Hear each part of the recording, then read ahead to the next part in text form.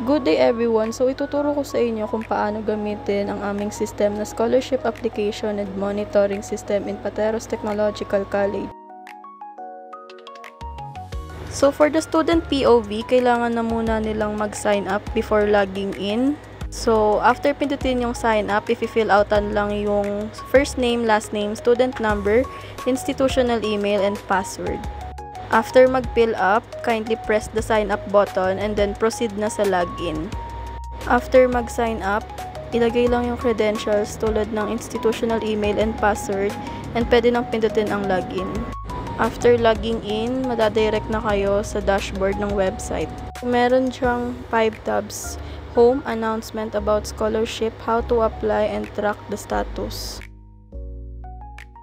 So sa Home tab, makikita nyo dito yung mission, vision, core values, and other list ng scholarship na meron ng Pateros Technological College. So for the announcement tab, nandito yung mga announcement na hindi na ipopost sa PTC Facebook page na kailangan malaman ng mga students. Tulad ng JA, Junior Associate, na pwedeng maging part-time job ng petitions. Under nun, nandun na rin yung qualifications and requirements na kailangan isubmit ng student.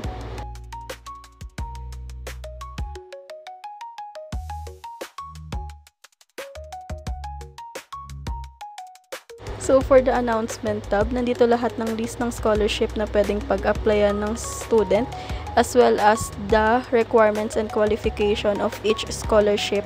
Kita nila dito yung qualifications and eligibility ng per scholarship.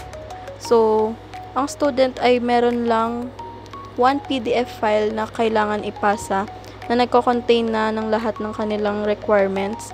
Lack of requirements might get rejected. So, please compile accordingly.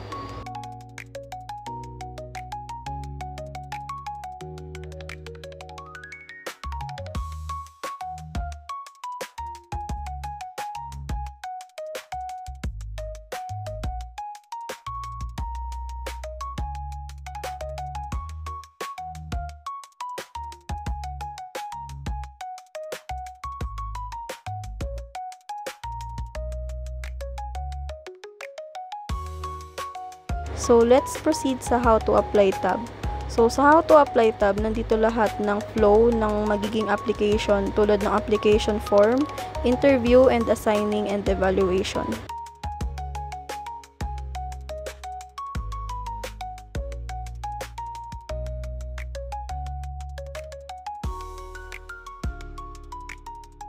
So, after nun, ibababa nyo lang para makita nyo yung next button para ma-direct na kayo sa list ng scholarship na pipiliin nyo.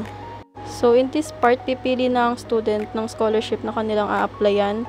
So, ang student ay pwede lang pumili ng isa. And then, sa lower button, makikita nyo dito yung apply for donation drive. So, for the apply for donation drive, hindi lang student ang pwede nyong bigyan. Pwede ring other staffs ng PTC and professors. So, pwede nyo nang pindutin yung next button para mapunta na kayo sa application form. And then, yung student kailangan nilang fill outan to under their name so that they can see their application history sa track status.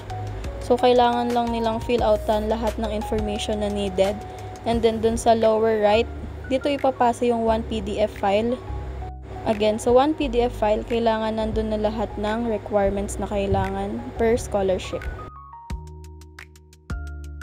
So, after nyong mag-apply, pwede na kayo mag-proceed sa Track Status tab para makita nyo yung naging application history nyo.